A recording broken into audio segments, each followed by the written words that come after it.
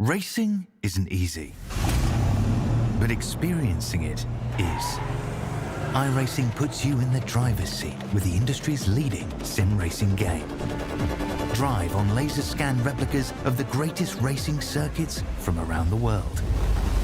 Go head-to-head against other drivers chosen by skill-based matchmaking to ensure competitive racing at every level.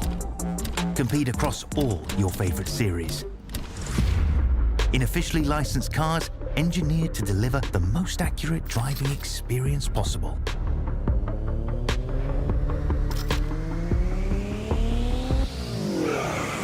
Join a race or host your own with players from across the globe. Race against the computer or in a league with friends. Feel the thrill behind the wheel. Visit iRacing.com.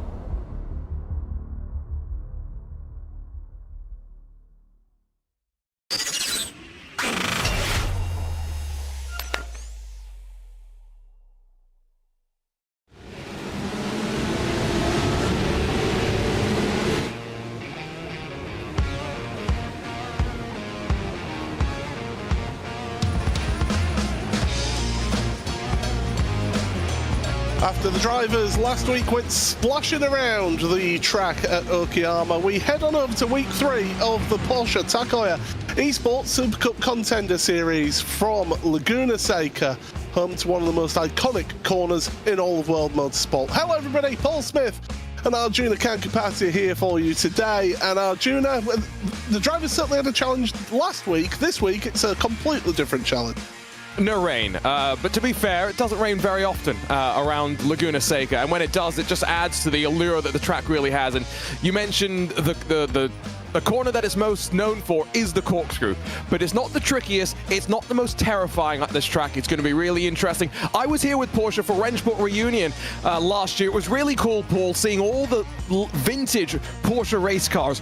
So many cool cars that I've only dreamt of seeing and seeing on YouTube. I'm very excited to see what it races like now. Of course, we've got the older version on iRacing, older tarmac, very bumpy. Short races, though, I think we're in for a treat. Yeah, absolutely. I hope you were there for the tractor race. Well, this is how things look here then in the journey to the Porsche Heuer Esports Supercup in 2025. We started off with the qualifying series earlier this summer. The top 15 from those drivers then qualified themselves into this championship, along with the bottom 15 of the Porsche Heuer Esports Supercup contenders from this year. It's the top 15 from here that then make it into next year's, or get the chance to qualify for next year's Porsche Heuer Esports Supercup in 2025. There is drivers gaining entry through one of the 5 Porsche market slots, and we'll see one or two of them today, but certainly, Arjuna, it's been an interesting opening to the championship. Absolutely, and you mentioned, of course, those Porsche market slots. We saw Will Chadwick last week really drive his way into victory lane and proving that that can be a route to success. The feature and sprint format, though, this is something that is new to the drivers that have come from the qualifying series. The idea being they are introduced to the format in the Contender Series. The drivers that come down from the Super Cup, they obviously know how this works. Points paid out in qualifying, and then we start as they run. For the sprint race, we invert the top 8 for the feature race, where we pay double the points, and points also trickle back a little bit further, Paul, so there's more to fight for in the overall equation. Yeah, absolutely. It's every point is worth getting in this championship. It really is. After today, we will be at the halfway point of this Contender Series after starting off at Portimao on the Algarve earlier in September. Then last week, Okayama at the absolutely sodden Okayama International Circuit. Then next week, we head to the newly rescanned and updated Zolder, and then Sachsenring, a track that the Porsche Heuer Esports Super Cup itself has never been to. That could throw a real wild card in it for these drivers. And then Circuit Spa-Francorchamps at the end of October rounds off this 6-week championship. And, well, looking at the championship, the top end, we're not too concerned about them at the top. It's a good margin between Mitchell de Jong, Elvis Rankin and Tristan Iglesias. Mitchell's not taking part today. He's got other commitments, so it gives some of us an opportunity out there. But it's this page here, Arjuna, that's the most important one. You see the cut-off line below Bryn Collins. Those on the outside are wanting to get in.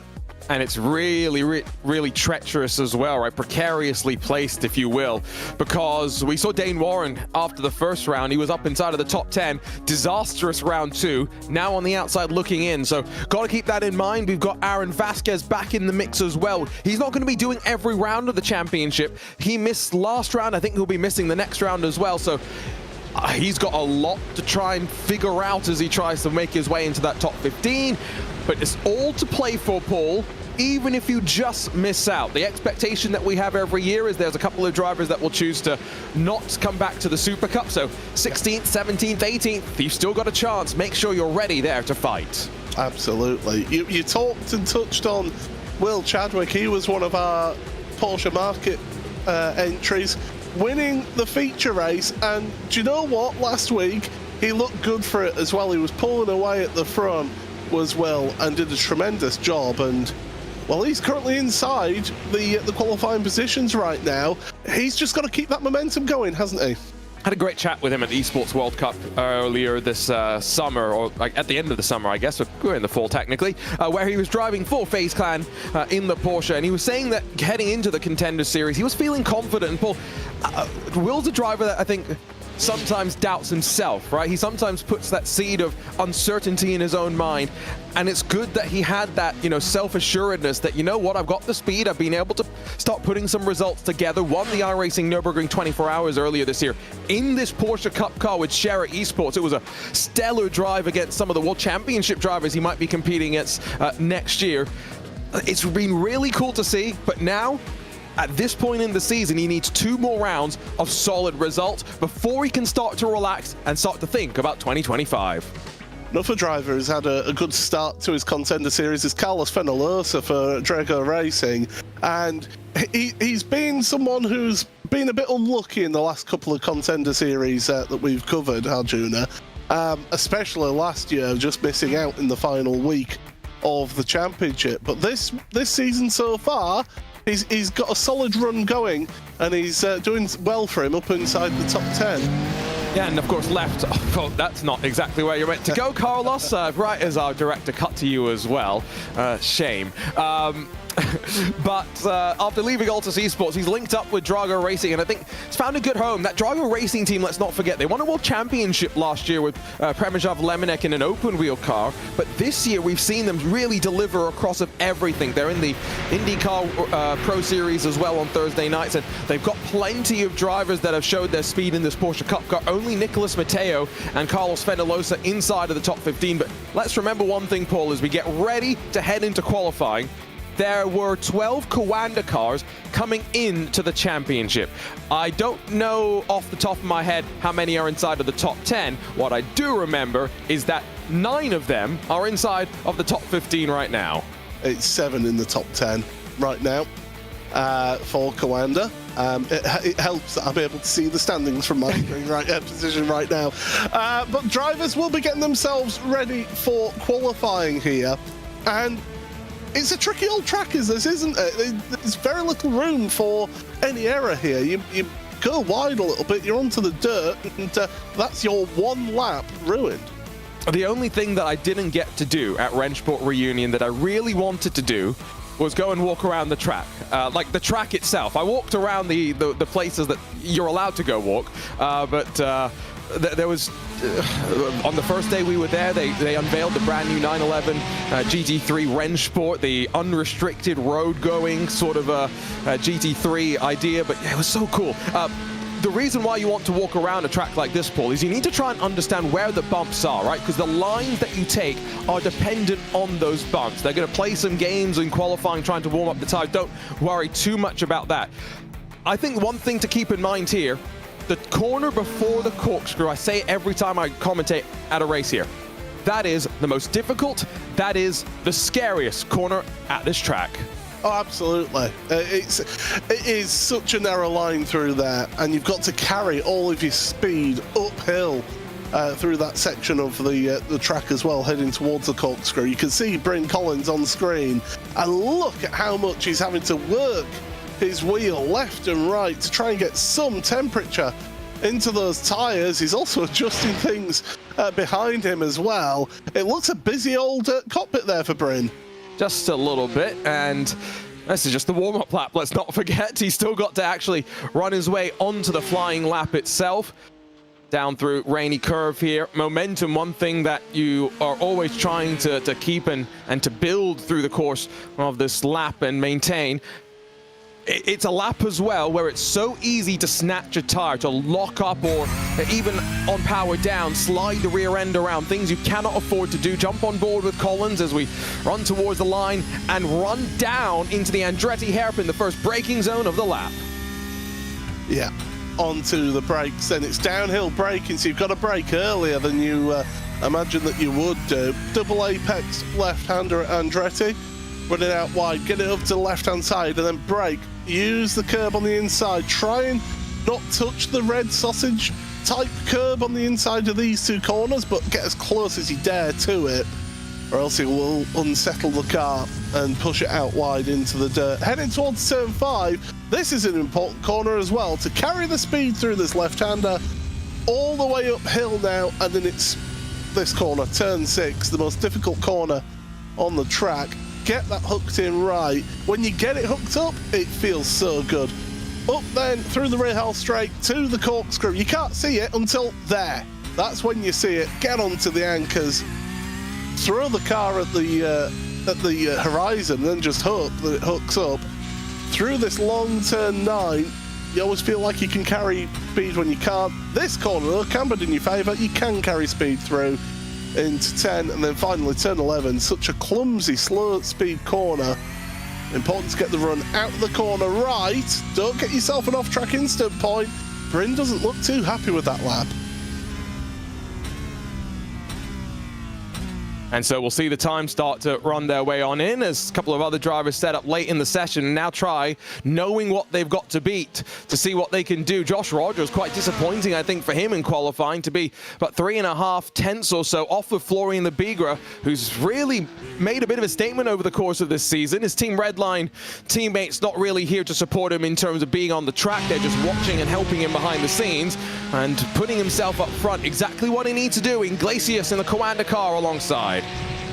Yeah, Florian wants a good round out of this week.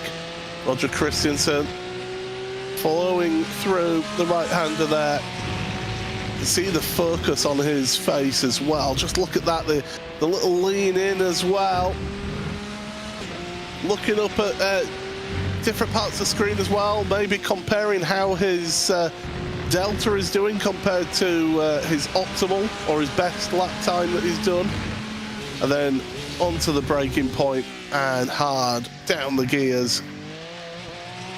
Wow, as they go through the left-hander there, Christensen, and then onto the brakes. And I tell you what, if you won prizes for focus, Roger Christensen would certainly be winning some right now. Not a bad lap, and I tell you what, I think given that the field a bit stretched in terms of where some of the drivers you'd expect to be at the front maybe aren't, can Christensen spring some surprises? Answer is no. That's going to be him just around 15th or so, 17th at least for the time being. Here's a look at Feneloso. We talked about him just before the qualifying sessions got underway. The focus for him down through the rainy curve. Got to be careful through this penultimate corner, not push out too wide, because if you bottom out over the curb, you can find yourself on the gravel. He doesn't risk it at all. And now, brake a little bit early, want to get onto the power as aggressively as you can out of the final corner. The drag race to the line. Can he rise his way up into the top 10? Still waiting for his teammate to put a time onto the board as well. Not into the 22s for Fenelosa. Yeah, just outside there, 11th for him. As we look further down the order, Chunye Zhang is now doing his lap. We had the driver move up into the top 5. I believe that was Xander Reed. But yeah, at the moment, looking good for Lebigra, Gianni and Iglesias. Across the line for Zhang, 25.5 for him. So a little bit off the pace, unfortunately, for him. I don't see any other drivers right now putting in any lap times. So it's either they've failed to set a lap time or they're choosing not to. But here is going to be your pole position lap then, Arjuna. And I tell you what, you're running it wide out of that last corner to carry the speed as much as possible. Yeah, so let's jump on board and ride with Labigra. You can set up on the outside and open up the corner, run off the track. That is fine. I saw some comments in chat. But then got to be very careful through this rest of the first sector because there's gravel everywhere and anti-cut curbs as well. This is a crucial run that you're coming up to now underneath this Firestone Bridge, because out here of turn 4, short blast to turn 5 can be very, very easy to make a small mistake, open up an opportunity for someone to try and pass you. You'll try and brake as deep as you can to now climb up in towards this next couple of corners, and watch how blind it is as well on entry. You're just trying to reference a turning point of some kind. Again, anti-cut curb on the inside. Be very careful to avoid clattering over it. You'll send yourself out wide instantly. Now the corkscrew, blind entry, brake, and find your reference point. There's a tree when you'll turn to the right and slam it down through the gears once again into rainy curb. And this is where we've been talking about momentum. Don't overdrive the car. Don't ask for more than it's got left to give you in these final couple of corners. Labigra uses a bit more of the curb on the left-hand side to now set himself up, and the right-hand side as well through the final corner.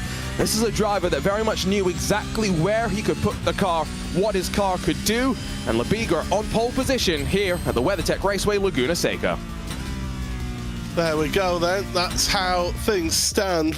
A couple of big names that have not set a qualifying time, as there is Florian, get himself prepared for the race. Dame Warren, Bobby Zelensky, Lewis Belike as well. There's a number of drivers who have not set themselves a lap time here, so big push for them from the back of the field to try and make places. Michael Jani, though, he'll be happy on the front row of the grid. Right, let us take you through your starting grid then here for this week number 3 of the Porsche Heuer Esports Supercup Contender Series. It's Florian Labigra for Team Redline, who leads them away on pole position. Alongside him is Michael Jani on row 1. Row 2, Tristan Iglesias and Xander Reed, with Oscar Pai and Matti Sipola. He'll be hoping for a good result this week in 6th place. Julian Sonnen and Will Chadwick then share the 4th row of the grid, with Becca Garcia and Daniel Pastor then on row number 5. The 6th row, the returning Aaron Vasquez and Carlos Fedalosa. Row number 7 for Rafael Silva and Bryn Collins, with Marina Sirica and Josh Rogers.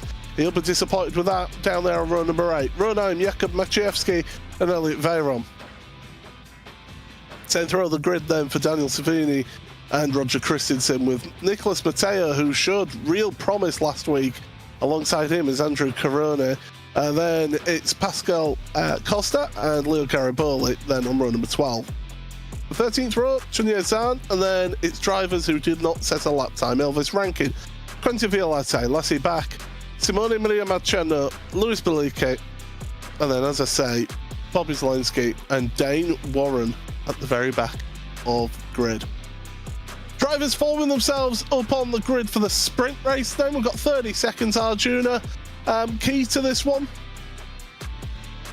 I think if you're Florian Labigra, you just want to control and hold as many of those Coanda drivers behind. I think that fight for the invert top 8, remember, 8th position grabs pole for the main race, 50 points as opposed to 25 on the line. That's something to keep in mind, and guess who's there right now? A bit of a reverse grid merchant in some ways. Will Chadwick, what can he do as we get ready to go? Drivers set then for this race. They'll look towards the starter's gantry. And engine revs pick up and rise. Green flag, green flag. And we are underway. It's a good start from 2nd place then for Michael Jani. Florian Labigra bogged down just a little bit, but he's crucially got the inside line into the Andretti hairpin. Through the left they go. They're going 2-3 wide through the Andretti hairpin. Labigra holds on to the lead. That's crucial for him after not getting the best of starts there. As they come through this turn 3 into turn number 4, they'll start sorting themselves out into single file. We have got drivers who have had a couple of issues out there, but they're still staying up at the front as they were. Multi-Cipolla, where he started, will Chadwick Beckham just see him moving forward through all of this, so keep an eye on Beckham here. And I think there was teammates side by side behind running up to this turn 5. Very dangerous to be wheel to wheel, and the challenge from Michael Gianni, who got a great run up towards the corkscrew. Nothing that Florian Lebiga can really do to defend here, as much as he will try and stick wheel to wheel. He'll box Gianni out down to Rainy Curve. I thought there would be a fight back there. Around for the 83 of Bobby Zelensky. More drama for him here on the iRacing Esports Network. Lebigra, he stays in front for the time being, ahead of Michael Gianni, but Gianni's showing his intention here. He wants to get by and he wants to take maximum points. Missed the apex there for Florian of the final corner. That gives Gianni the opportunity to hook onto the back here, and here comes Tristan Iglesias through all of this as well, heading into that Andretti hairpin. So difficult to try and go around the outside of that hairpin. And look at them, they're all just concertinaing together, little bumping and barging there, but so far Lebigra doing all that he needs to do at the front, but he's got a tough task, because look behind, it's Gianni, Iglesias, Reed and Pye, all Coanda painted cars. I want to point out as well, Josh Rogers 16th to 11th on the opening lap. Still not an ideal qualifying, but he's making amends as Pascal Costa in the Impulse 68 slides his way off the track, rejoins and can see some of the damage to the rear end. He's also going to get passed by Andrew Carone. So now Costa running at the tail end of the 32 car pack. Now, this is only a 10-lap race, so it's relatively short. The feature race that will come up afterwards will be 20 laps in length. These are still very, very quick and intense races, and so that's why when you see them closing up to one another, it's all just in the effort of putting some pressure onto the driver in front, hoping you'll unsettle them, because at this level of racing, whether it's real or virtual, not expecting the driver to slip up too much. You need to force them, put the pressure into a mistake. Bobby Zelensky's already rounding to the corkscrew as they pay bowling down into the corner. And that was Andrew Carone then. That was what happened to him on that one. It was a dive to the inside. I didn't catch who it was that made. So it was contact earlier on, and well, yeah, it was just. You're absolutely right. We're not at Watkins Glen. We can't go bowling here. So what do we do instead? Well, they're wishing they were at our mid-season tournament earlier this year, which was an interesting format that we had as well. One that Michael Gianni did quite well at, so he'll have fond memories of that. Maybe why he's running quite well up here in second as well. We're focused just to the cut line, though. The bright pink machine, that's Will Chadwick, who had success at a previous round at Okayama. This is another look, and you can see Zelensky gets that bit of contact, and I mean, it could have been worse for him. I mean, he lost a bit of time. At least his car's still in one piece relatively. Yeah, exactly. As there's that contact there and around. Lasser back, by the way, the other car. Yeah, and there, for good measure, was a little bit of a dumping into turn 4. And that's what happened a little bit later on for Pascal Costa in the early stages of this race. A very bruised and battered car, but the Porsche spare parts department will be delighted to take the invoices, hand out invoices for that damage repairs. Yeah, the problem is that when you damage a car, you've got to get the damaged parts wrapped as well in the livery. That's what makes it so difficult in the real world. In the virtual world, you don't think about things like this, do you? That's a bit of a mistake from Matti Siepler. Opened the door for Beckham Jasir, who missed the first round of the championship. Not all went his way in the previous round for him, so establishes himself with a bit of a better qualifying effort this time by. Settles into the midway part of this first race of the evening, and as we jump on board with Josh Rogers, now the door gets opened up for Rogers to take his move and make his way past Beckham Jasir. Opportunistic driving as he slides his way up into what would be feature race pole if he finishes here. Yeah, I don't think he's going to settle here, though. I think he's going to carry on pushing forward. Because if you sit in 8th place, it just takes one little incident, one mistake from somebody behind, and before you know it, you're facing the wrong way and you're starting towards the rear of the field. So right now, I think Rogers, he'll be wanting to move forward a bit more, get a few more championship points as well for him to try and make up for what happened last week with his trials and tribulations at Okayama. I think there's a lot of drivers after last week were not happy with how things went, in terms of their own performances, were they? But I mean, those conditions last week were just treacherous. Absolutely. Not something that we're accustomed to, something we're hoping to see a bit more of, though, when we return for the Super Cup in 2025. Rogers makes his move now on Matti Sieppula, not settling indeed. How much further can he move forward? Expect him to be someone to watch in the main event as well. If he's charged his way up already 9 positions in this race, probably can do it from 8th to 1st if he can win the sprint race. A look at Beckham Jasir, by the way, shows all of his accolades from karting as well. So I always love to see the sim rooms of the drivers. He's made his bed. He's got trophies behind him. That's a pretty good view, all things considered. Yeah, pro tip there. If you're going to be streaming and we can see your bed, we will judge you if you haven't made your bed. Yeah, but I didn't make my bed this morning, Paul. The thing is, no one can see it. Yeah, exactly. Can we see it on camera? No, we can't. As you see it, closes up to the back of Sieppula. Matti, he had a nightmare last week, I think it's fair to say. He's outside of the top 15 coming into this week as Matti, so he's wanting a good result out of this, and a reverse grid pole position would be a boon for him. But look at that, he's basically up at the door there. It's almost as if he'd had a slowdown penalty or something. I don't even know if he had a slowdown or if that was just a driver that saw a move forthcoming, overreacted to it, and now is going to lose out another spot as Julian Sonnen tries to take advantage. I mean, that's a bit timid from Matti Sieppula, if anything, if we're being honest. And timid's not a word that we want to use to describe any driver in this field, knowing how intense and elbows out the racing always is. And so take a look at Sieppula. There's not a look of frustration, not a look of concern just yet, but I do get the sneaking suspicion he'll not be the most thrilled with dropping out of that 8th position and the inverted pole for the main event. He's got 5 more laps to try and fight his way forward, though. What's he going to be able to do? Is his car also starting to fall off, Paul? Because we've talked about there being relatively little setup options to tweak on this car, but whatever little options you have at a track like this, which, you know, old surface that we've got here in iRacing as well, it could potentially start to eat into the tires. Is he starting to struggle just a bit? I think we'll potentially see more of that in the main race coming up after this one. If you are wondering, this is the sprint race for tonight. One more race coming up for you folks after this one, and we do invert the top 8 results to set your grid for that second main race that's coming up in about, well, as they cross the line, 4 laps time as we go across. So it's Florian Lebigra ahead of Michael Jani. He's not been able to pull out a massive lead at the front, but it is slowly growing. So there's lots of purple and orange at the front, Paul. You know, 2 drivers who aren't here that I think probably we'd expect. One, Elvis Rankin, not qualified very well, hasn't really moved forward in this race. He is fairly comfortable in points, though, so I don't think that's so much of a disappointment for him.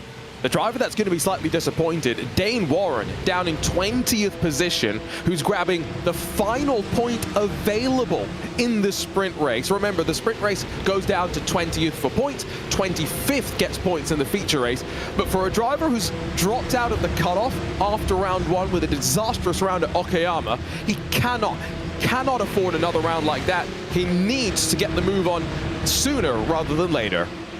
And it all started with not being able to set a qualifying lap time either. So it just goes to show how even a mistake in qualifying can have a massive effect, a detrimental effect on your weekend's driving. That is for sure.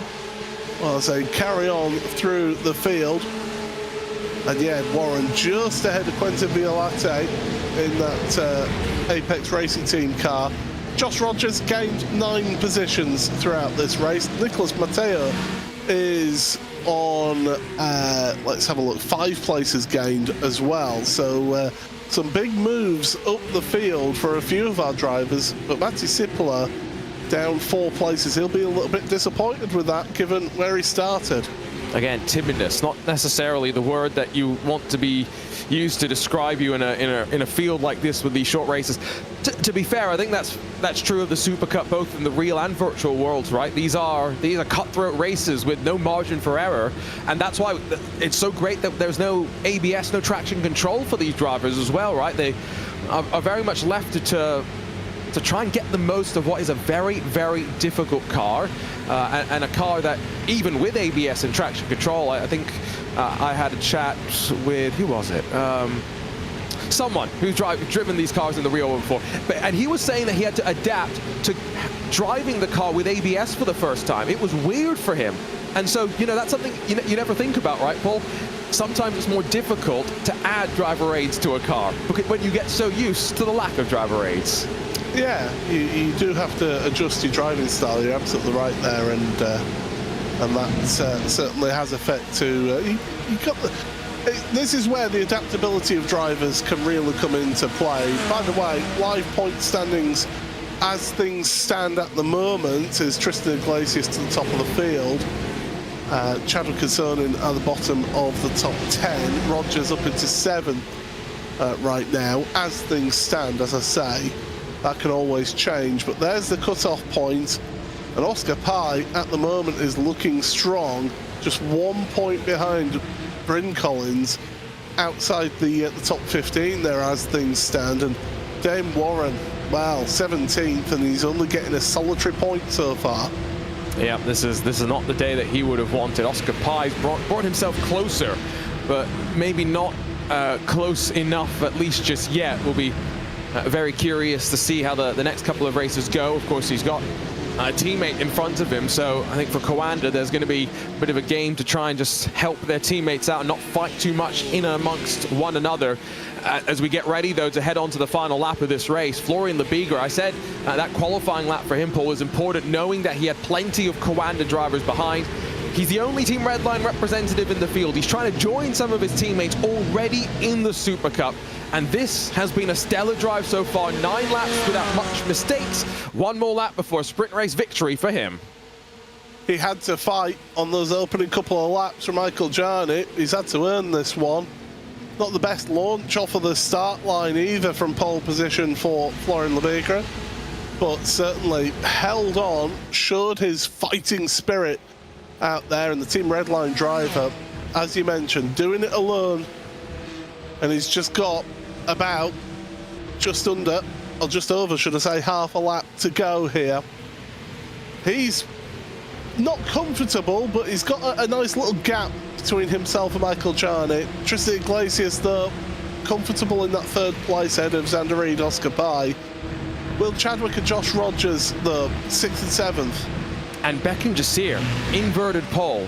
Paul, we talked about him, right, at the pre-show of last round. Missed the first race, a driver that you and I think there's a lot of potential. There's a real chance he could still make the field. 50 points are up for grabs for him in the main race if he can hold on, but there's going to be some strong drivers alongside and behind come the green flag. Absolutely. Through towards the final corner then. Onto the brakes, get this right, don't cause yourself some issues on the final lap. And Florian Lebiger is going to be a race winner in the sprint race here for week number 3 of the Porsche Heuer Esports Supercup Contender Series. You barely tell it he's won, but I can assure you he'll be happy with that. He finds himself then winner by half a second. As you mentioned, Beckham Jasir in that inverted grid position for him in 8th place. So he'll be looking good for race number 2. Biggest mover in that race was the driver that we were looking at there, Josh Rogers, gaining a ton of positions throughout that race. Well, it's Florian Lebiger who wins that one. Half a second in that Team Redline car ahead of 4 Contender Esports drivers, Michael Jarnett, Tristan Iglesias, Xander Reed and Oscar Pye. Then it's Will Chadwick, race winner, main race winner last week, finds himself in 6th place ahead of Josh Rogers. Beckham Jasir 8th, gets pole position for the main race. Julian Sonnen and Matti Sipila just outside that top 8. Daniel Pashto then ahead of Carlos Fenalosa with Bryn Collins and Marina Sarica. Aaron Vasquez and Nicolas Mateo, another one that was working his way through the field and ahead of Elliot Veron. Daniel Savini, Dame Warren gets himself 2 points in the end ahead of Jakub Maciejewski, the last point scorer in that sprint race. Quentin Violate then ahead of Luis Belique with Lasse Bach. Simone Maria Marchena, Roger Christensen, Bobby Zelensky, he'll be kicking himself with that, along with Elvis Rankin. Andrew Caron and Pascal Costa ahead of Rafael Silva. And then it was Chunye Zhang, and not finishing the race, the Apex Racing Academy driver of Leo Gariboli.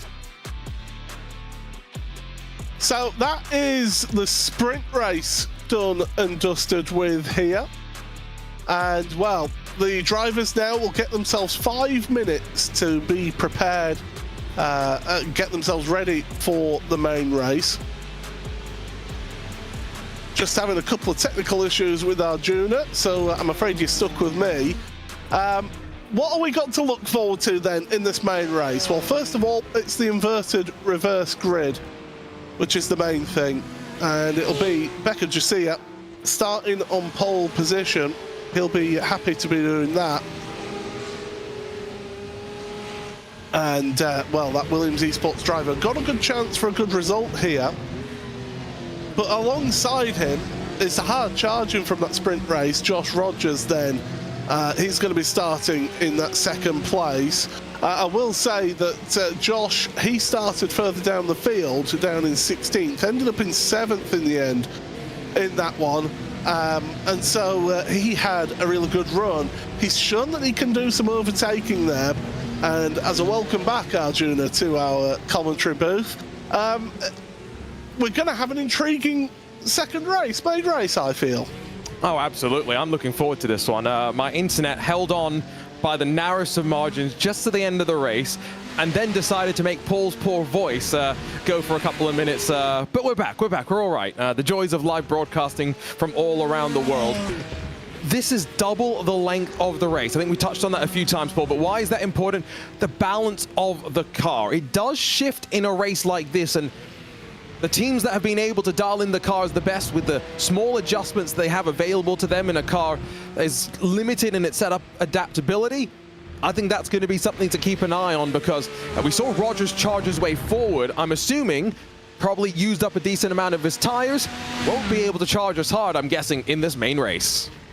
You're absolutely right there by touching on the fact that, that tyre management is going to be a big thing. We saw track temperature at 32 degrees Celsius in that first race. Not the hottest that I've ever seen around here. It's partly cloudy skies, so there will be a little bit of sunshine on the track. 31 degrees track temperature now, so it's not the hottest conditions that these drivers have ever faced in this Porsche.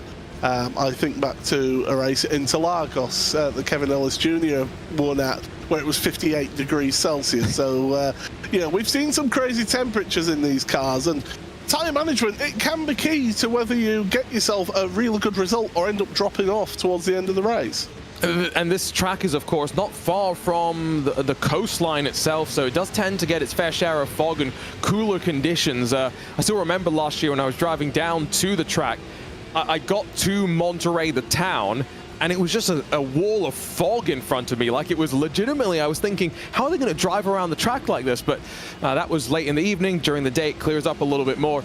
It's just one of those tracks that, Paul, let's be honest, through video games for the most part, has been enshrined in motorsports folklore. The first track to be added to Gran Turismo back in 1999, and ever since then, you know, Top Gear, they did their comparison here when Jeremy Clarkson tried to drive around on a game versus on the track, and he learned that he's a bit more scared in the real world. It's just one of those legendary tracks. It's so cool, and hopefully we'll see a good race in about 10 seconds time. Yes, fellow Yorkshireman Jeremy Clarkson getting to do that. And yes, I mean, you're just aging me by the fact that you mentioned 1999. I was 15 then, so yeah, great. Thank you for that. As the drivers get themselves to the end of the warm-up session, and yeah, I remember getting that that particular game. Hey, you brought up your age this time, not me. No shots fired from this side today. Well, let's take a look then at the grid. So it's, as we say, inverted top 8 from the results of race number 1. So it's Beckham Chasia the Williams Esports driver. Alongside him, Josh Rogers. Then it's Will Chadwick and Oscar Pye on row number 2. The third row is Andy Reid and Tristan Iglesias. Michael Jarney then on row number 4, sharing that with sprint race winner for Team Redline, Florian Lebegra. Then it's Julian Sonnen and Matti Sipler.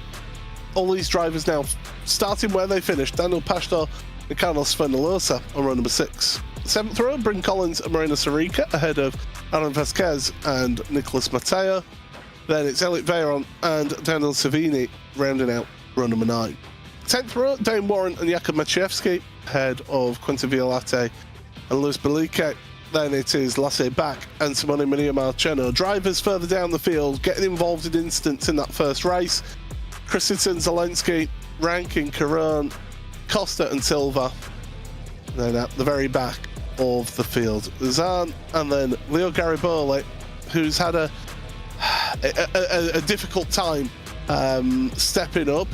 I've seen the progression of Leo from commentating on him in the Porsche Esports Carrera Cup Great Britain and seeing how he's progressed. He was an AM champion in that series and how he's progressed forward into the pro standings there. But this is just a whole new level, isn't it, Arjuna? This is that next step, right? And there is a jump even from the qualifying series to the Contender Series. And there's another jump, you better believe it, from the Contender Series to the Super Cup. Every step of the ladder, you've got to adapt. You've got to learn some new skills. And Paul, you've got to rise to the challenge as we get ready to go for the main event here today. So the drivers face 20 laps around this track at Laguna Seca. Engine revs are rising. It's a long hold. We get the green flag and away we go, and it's a good start from Beckham Jasir at the front of the grid. Pulls away well ahead of Josh Rogers. Will Chadwick slotting in behind him. Oscar Pye's trying to go around the outside of Chadwick here through the Andretti hairpin for the first time in this race, and Pye's going to have the inside. Oh, there's carnage further down the field. Oh, there's a Coanda car, a couple of Coanda cars spinning. Dane Warren is one of those drivers. Daniel Savini's down at the back. Quentin Violate's had issues. Oh, drama on the exit of the Andretti hairpin. I hate to say that it's almost inevitable at that corner, but it's almost inevitable at that corner, Arjuna. I was more surprised we didn't see any of it at turn 1 in the sprint race, and so maybe a bit more inevitable that eventually we saw it. And so now, I think if you're Beckham Jasir and Josh Rogers, don't fight. Just let yourselves try and open up your advantage to Pye, Chadwick, Reid, and everyone else behind. There's no top 8 invert to now think about. No, it's just points, and so big sends. Oh, that was a send and a half, but they've slowed it down in time, and so as they fight off the corner, Julian Sonnen and Nicolas Mateo for 13th position, down through rainy curve. Sonnen gets it stuck. Yeah, good move from Sonnen there, but yeah, you're absolutely right. He had to make it stick there. As Rogers and Jasir are switching places as well at the front of the field. It's a change of the lead, and it's Rogers ahead of Jasir, so that must be into that final corner. Rogers must feel that he's got the pace here and think now's the time to make the move. While I'm the closest to Beckham Jasir, and now just focus on my own race and pull away at the front. Beckham Jasir, I don't think you need to be panicking right now. If you can stick with Josh, you're in with a good haul of points here. And who would have, thought that after Rogers qualified down in 17th that he would be here? It's a mistake from Beckham Jasir, as simple as that. But maybe that's the pressure, right? You see a name like Josh Rogers behind you in the rearview mirror, and you make a small mistake. That's the step up that we're talking about, Paul, and that's something that Beckham will get better for at the end of the day, right? The only thing that good drivers take from mistakes is learning opportunities. They don't beat themselves up, maybe for a little bit, but they don't beat themselves up for too long. They get back to the task at hand. I think for now, though, he's going to be more focused behind, because look at Rogers, down through rainy curve already, a quarter of a second clear. Yeah, certainly pulling away is Josh. I mean, you don't accidentally become a 2-time Porsche Esports Supercup champion, which is what Josh Rogers is. First ever champion in 2019. 2021, the last year that he ran in the series, he was champion. So he's been a little bit out of this championship, and he's working or trying to work himself back into the series. Not always guaranteed, though. Notice how dark it got, Paul. There's a healthy amount of cloud cover that's come over the track, and so it goes back to balance, right? Who's now got the ability to maybe push a bit more? The track temperature might drop as a result of that. You can lean on the tires. I'm very curious. Once we get past lap 10, who's going to be the movers and who's going to be the droppers? Who's going to have the speed? Who's going to be losing the speed? Yeah, you make a very good point there. Just a cloud getting in front of that sun, California sun, and as drivers go through the left-hander here at turn 6, carry the speed up the hill towards the corkscrew once again through the Rahal straight and onto the brakes. And you're not really going to be seeing many moves, I don't think, in the top 8 positions right now. Florian Lebigra, where he started in 8th place, and I think right now it's just a case of just stay as you were. He didn't look the happiest, even though he won the sprint race, Arjuna. I think he's very much focusing on maybe this main race. It's 25 points, right? But the difference between winning the sprint race and winning the feature. So it sounds crazy to say, but you'd almost prefer to qualify 8th, finish 8th in the sprint race, and then win the main race, because it gives you more points than qualifying first, winning the sprint race, and finishing down in 8th if I've done my math correctly. So it's just one of those weird things to think about, right? And so I think the one thing that we are at this stage of this championship looking like, I think we can say, is for a driver that's having to shift his focus between an Indy car on Thursday and then this Porsche Cup car on Saturday, top 10 in the championship coming into today, solid points haul already, it would seem.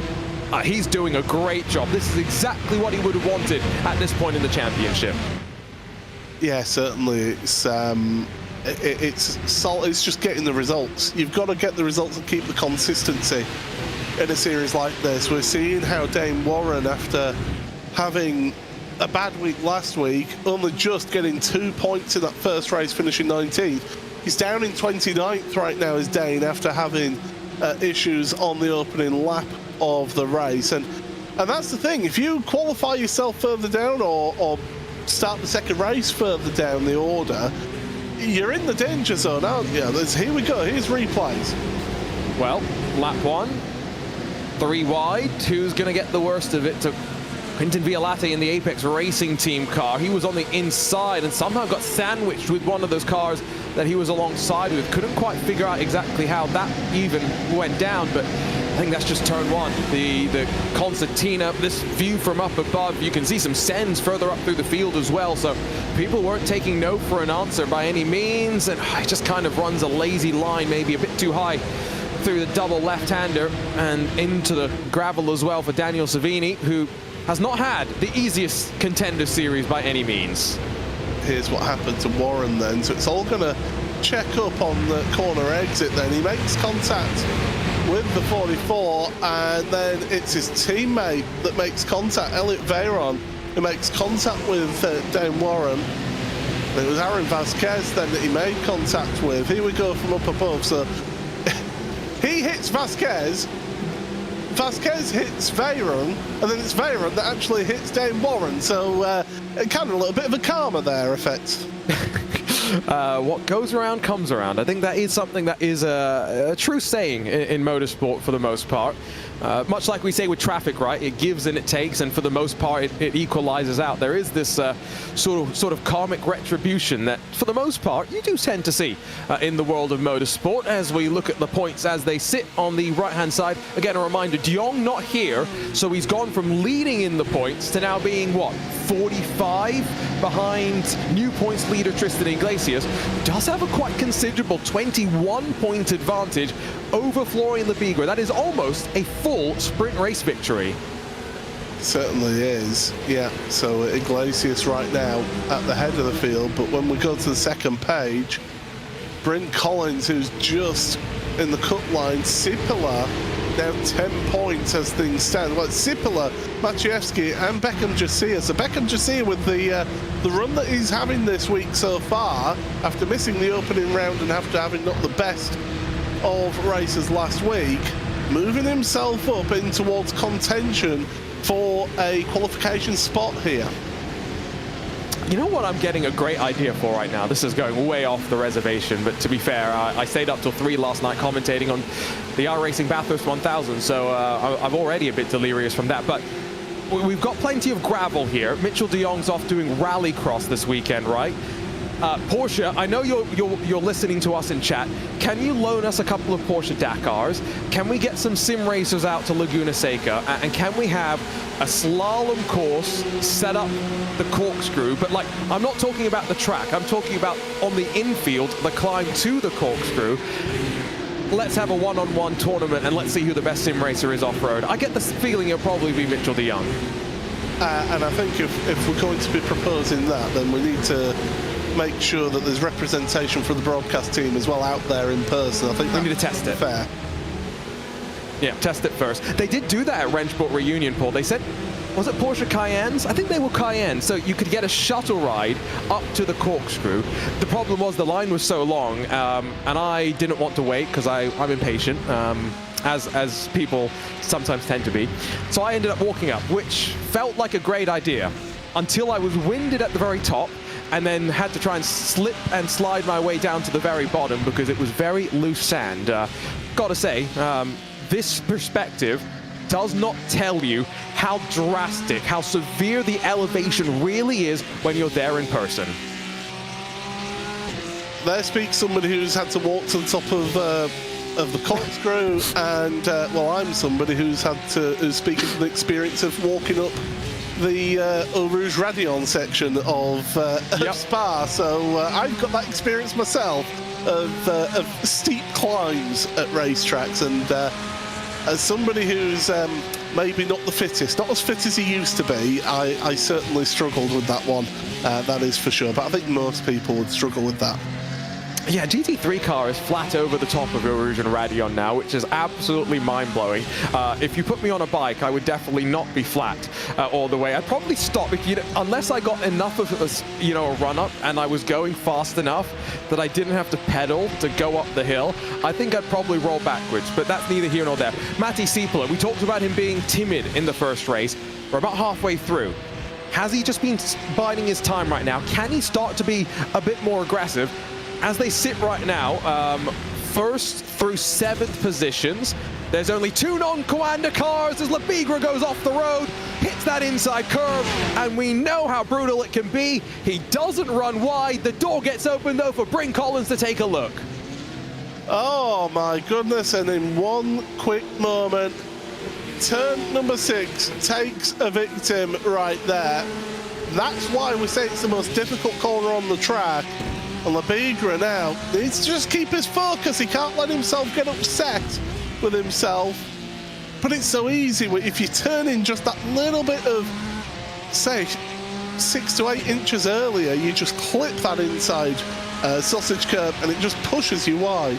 It is the scariest and it's the most dangerous corner on the track. There is no ifs or buts about it. The corkscrew takes all the headlines for its elevation change, but there's nothing that compares to the corner before it that leads you onto the Rahal Straight. It's I've got to say, people know that I like my Indy car. I like my Porsche Cup cars as well. But this track with an Indy car, that corner, I still sometimes get scared in the sim driving it. I can't imagine what that's like for these drivers in the real world. A little bit further back in the pack as we check in with Elvis Rankin, who, remember, came into this round up there in points. Not been the easiest day. I wonder if, as Gariboli goes around, or rather by look at the other one of the Apex Racing Academy cars.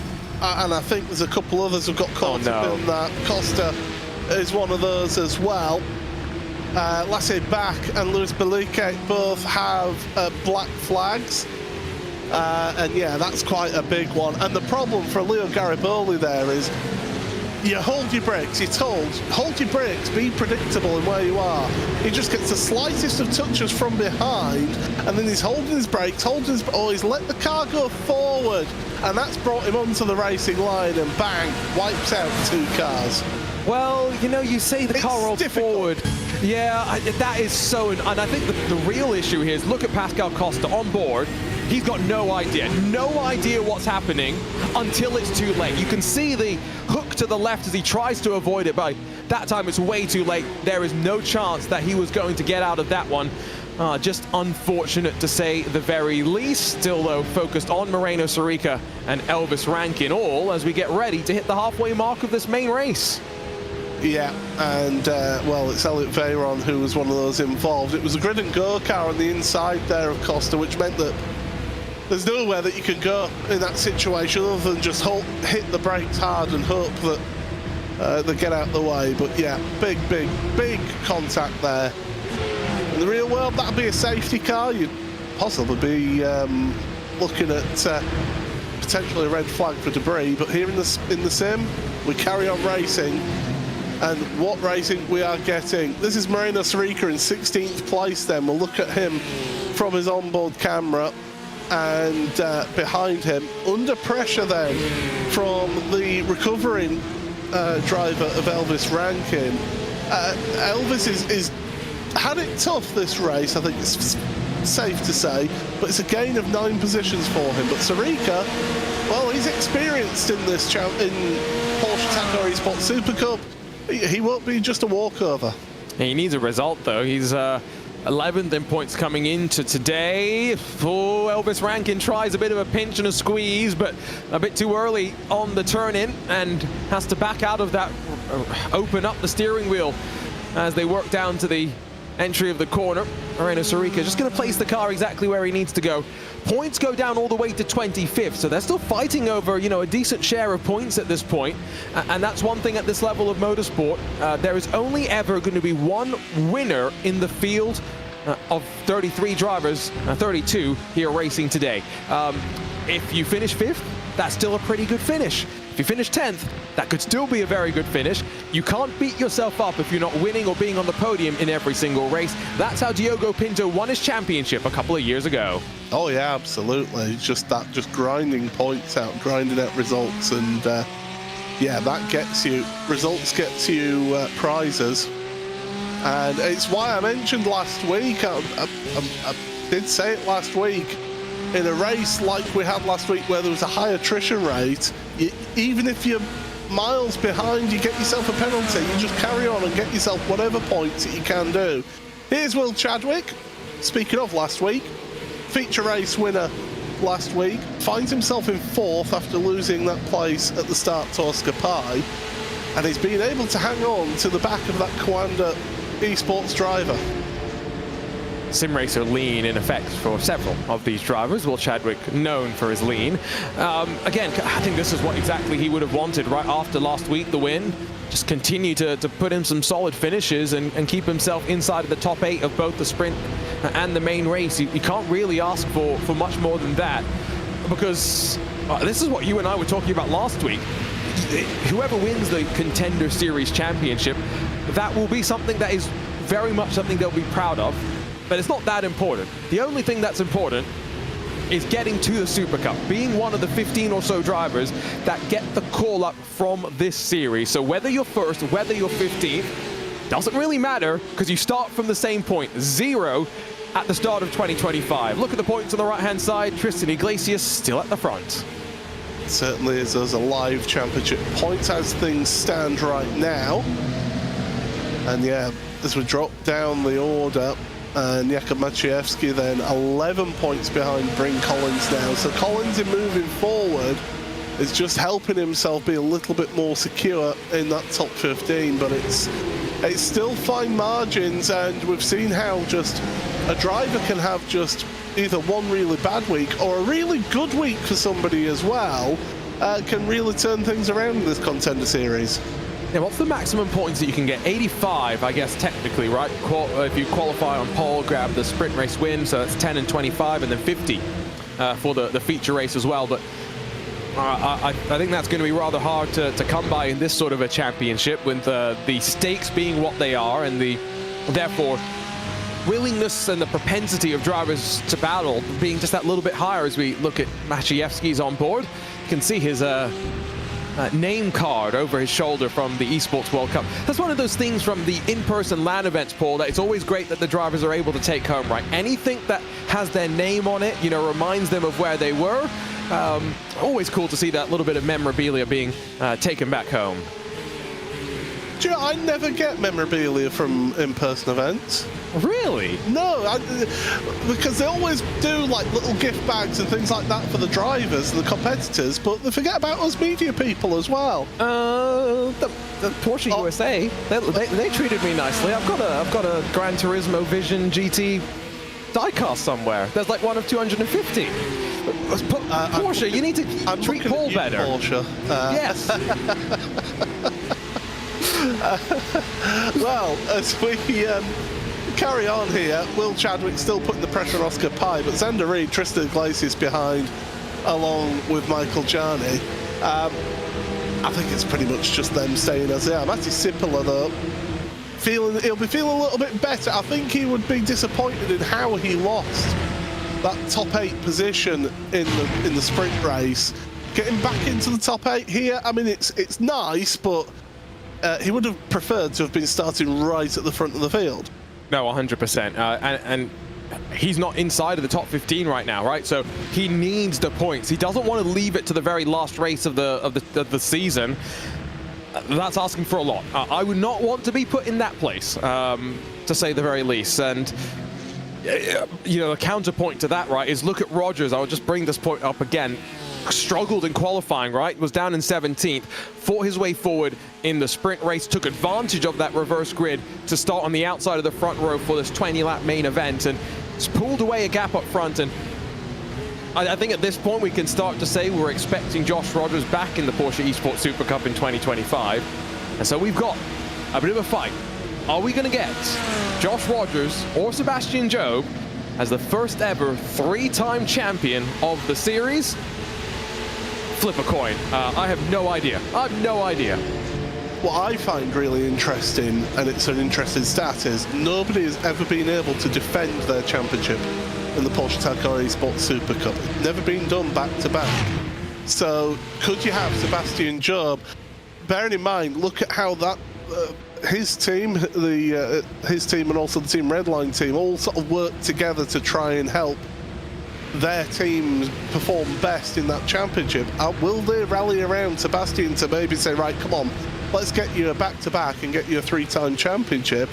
But there's some big competition with all the champions on the grid. Well, yeah, I was thinking that because you've got Pinto, Caruso, but more pertinently, for the first time in quite a while, I feel, we officially are going to see a proper head-to-head between Redline and Kawanda. It's not to say that Kawanda haven't had their, representation in the series in the last couple of years. Charlie Collins, Zach Campbell being very quick. They've signed Jordan Caruso now as well, of course.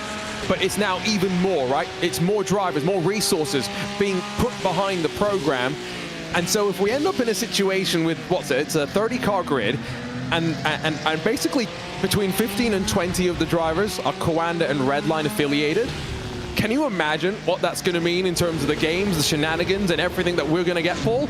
We're not going to be able to keep up with it, and there's going to be a lot of drama. I think that's one way of saying it. You'll also going to be able to see 2 commentators not be able to pick out which driver is which on track because there's so many of the different... No. This is why bless Drew Adamson for...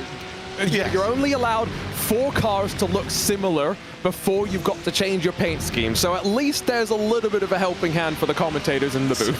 Sippala has dropped a place to bring Collins. We just saw it in the distance on that onboard shot.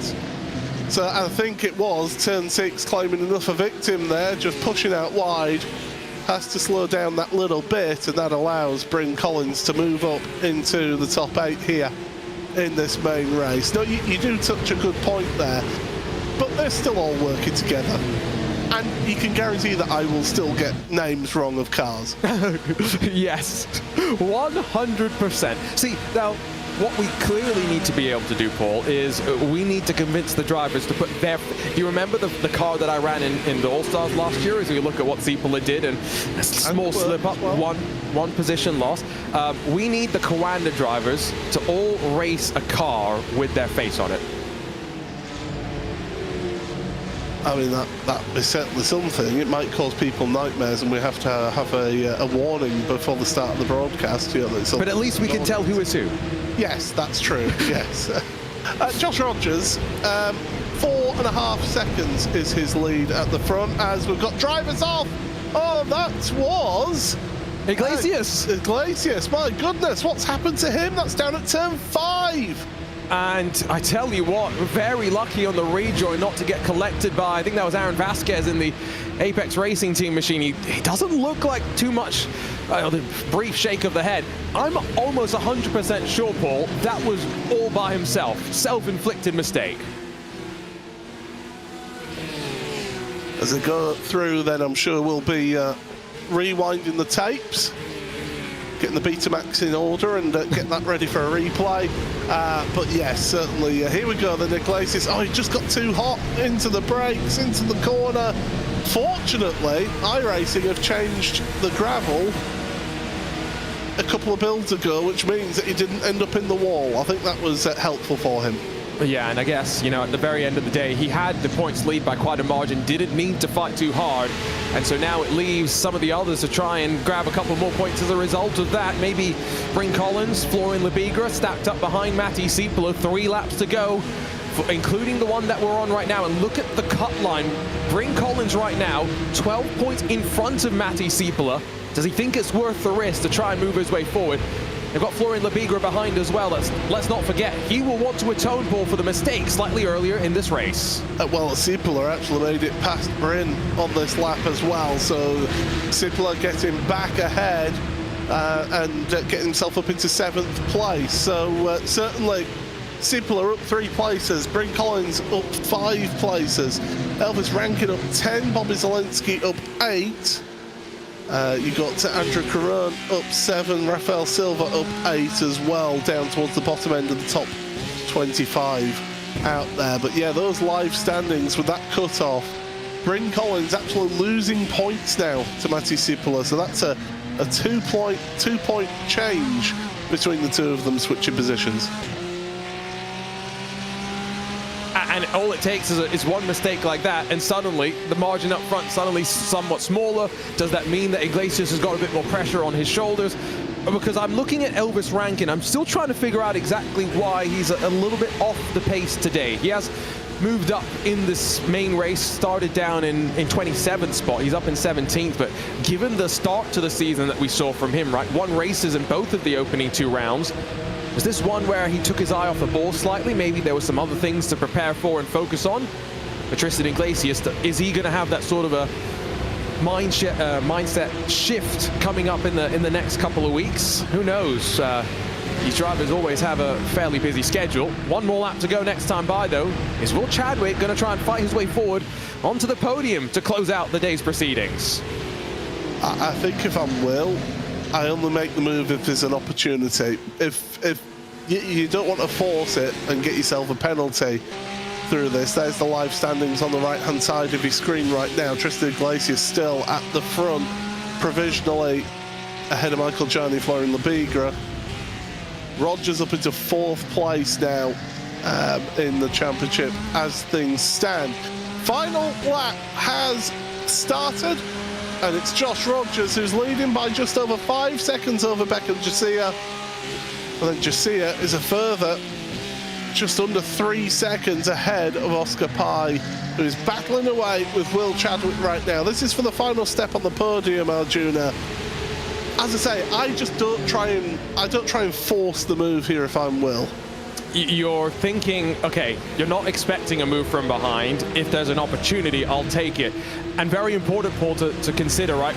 Officially, we are going to be halfway through this Contender Series at the end of this race. Zolder and Sachsenring to come. I think that's a lot of unknown before the final round at Spa, which you and I, we've commentated on our fair share of races at Spa. These drivers have done their fair share of races. So the next 2 rounds going to be crucial. If any drivers on the bubble have had a bad result from this, they've got to bounce back. Will Chadwick, though, thinking the opposite. I've had a good result, don't need to force the issue. Let me take the points I've got in the bag. Yeah, certainly as they go through towards the end of the lap. But one driver who has had it pretty much all his own way in this second race, Josh Rogers, took the lead at the end of the first lap and has never looked back since. He's a race winner here in the feature race of week 3 of the Porsche Heuer Esports Supercup Contender Series. Rebecca Garcia, good result for him. Second place here ahead of Oscar Pye. Simone Miniamarcello, I want to point out, has got a black flag on the last lap. Oh dear, it goes from bad to worse for Simone. I think this has been a Contender Series to forget about here. But rest of your field working their way through. Barney almost giving himself a separated shoulder, waving the flag that hard. Well, Arjuna, that was quite the race, which had shenanigans at the start, and then it all seemed to just settle down, and it was just the odd mistake here and there that cost people places.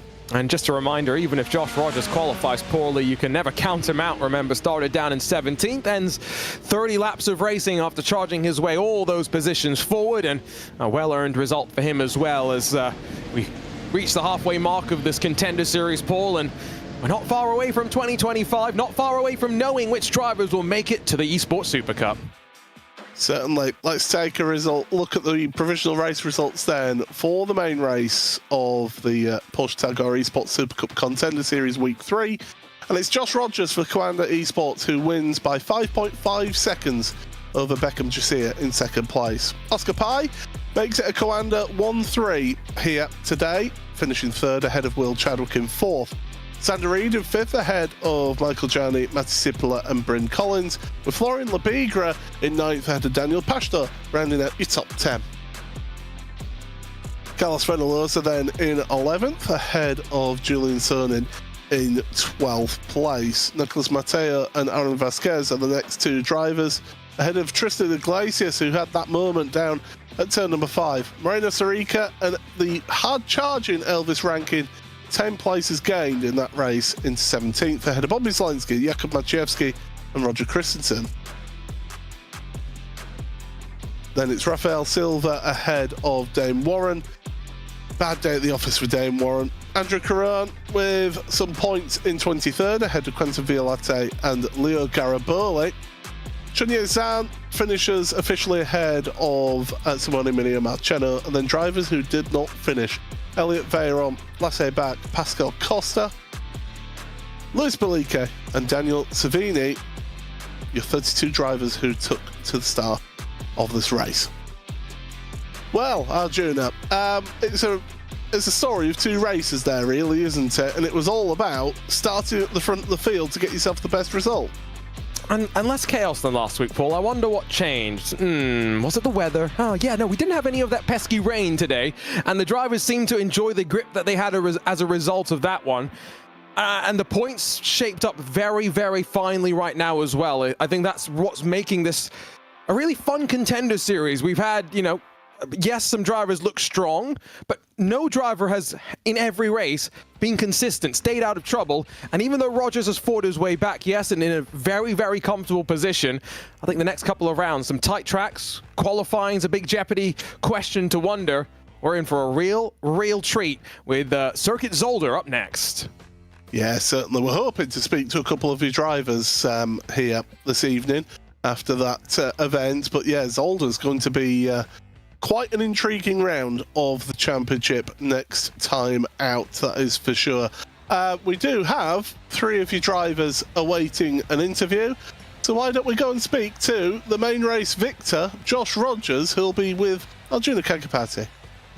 Have a chat with the race winner, who did show a quick smile at the end of that race. Josh, tell us what you're feeling right now, halfway through this Contender Series. How's it been going from your perspective in that Coanda Esports number 92? Yeah, it's I wasn't expecting that today.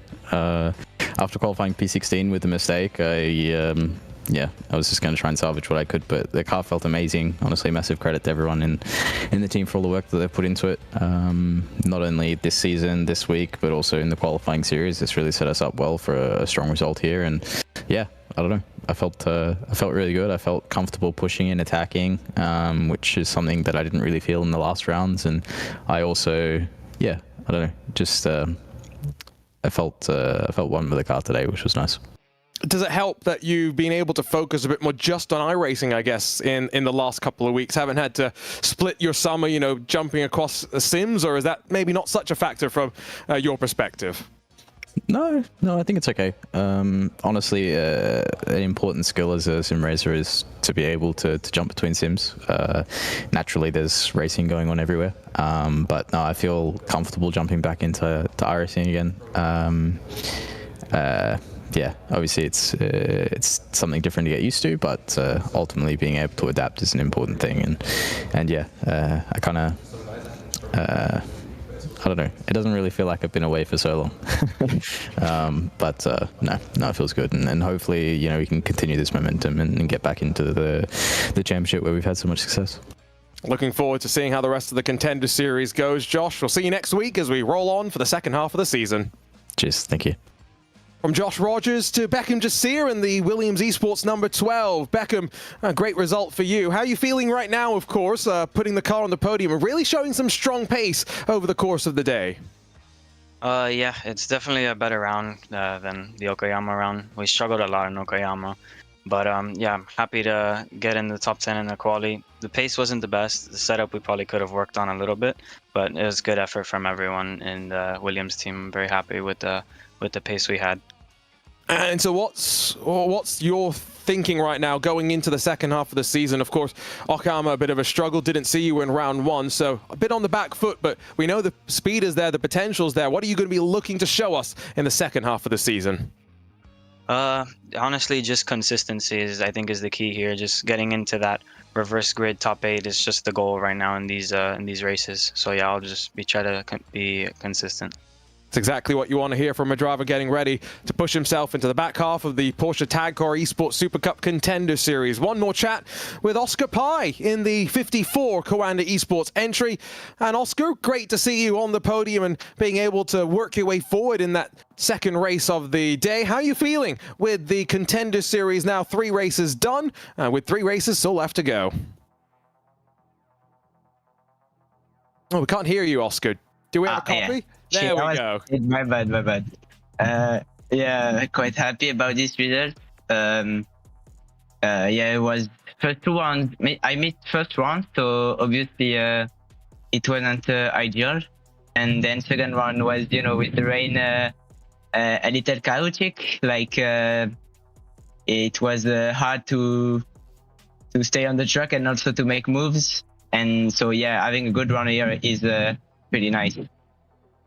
How are you feeling about the second half of the season? We've got some interesting tracks, Zolder, Sachsenring, and Spa-Francorchamps to come. How do you feel your performance is going to be there, knowing that you're just trying to get as many points on the board and hoping to get into the top 15 at the end of the season? Yeah, three track, 2 new track, and also Spa the rebuild. So it's gonna be interesting learning them and trying to find the best setup possible on this track. And yeah, I think it's gonna be enjoyable. Looking forward to it. Oscar Pai joins us from 3rd position with his biggest fan behind him as well. But Paul, that's our post-race coverage coming to a close, and now we can look forward to what's still yet to come in the second half of the season. You were trying to make me laugh and get a coughing fit going again, weren't you? So you could get more airtime. No, yes, certainly great stuff to see. Always good to hear from you drivers there as well. And Zolder, it was touched on quite a bit. Next time out, I mean, this is a notoriously difficult track to overtake at. And certainly it's going to be a real challenge for these drivers to, again, not having to deal with not invalidating qualifying lap. And, you know, it's a track that I've commentated on, but never with this car before. So I'm looking forward to it, to seeing how it goes off into turn 1. That's always going to be its own little contentious spot. But that chicane on the first lap, that's going to be really interesting as well. And then, Paul, I think one thing we know is if you struggle in this round and you're in the mix for the top 15, it will be do or die with 2 rounds of the championship left after that. Not long left to go on the road to the Super Cup. Let's take a look at how things stand. Preliminary standings then. Tristan Iglesias and Michael John is sharing the top of the standings, but Florian Lebigra not that far back either. Josh Rogers, further a couple of points back for him in 4th place. Mitchell de Jong missing this week, drops down to 5th ahead of Elvis Rank, and Carlos Fedalosa, Will Chadwick still there in the top 8 with Xander Reed and Julian Sonin. But it's that top 15 that's the real intriguing one.